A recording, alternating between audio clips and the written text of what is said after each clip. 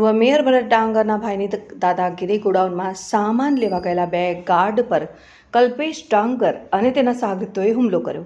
Solar કંપનીના એક guard ઇજાગ્રસ્ત થયો. ઇજાગ્રસ્તે કલ્પેશ ડાંગરે ફાયરિંગ કર્યું હોવાનો આક્ષેપ. 112 જનરક્ષકની હાજરીમાં માર મરાયો.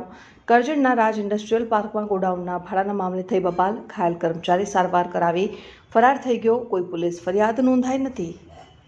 हुआ था फायरिंग हुआ था नहीं, वो कल्पेश भाई आए एकदम गेट में, फिर हम लोग गेट के बाहर खड़े थे, बोला यहाँ से निकल, तो मैं बोला हम लोग बाहर ही खड़े हैं, तो एकदम से गाड़ी वापस खोला, अंदर से कवर से रिवॉल्वर निकाला, रिवॉल्वर कवर के साथ निकाला बाहर, फिर बाहर आया निकाला, सिल्वर कलर का रिवॉल्वर था, मेरे को दिखाया, फिर मारने लगा मेरे को, तब तक वो दोनों सिंधी साइड से आके मारने लग गए. उसके बाद वो फायरिंग नहीं किया, लेकिन दिखाया था मेरे को, जान से मारने की कोशिश किया था.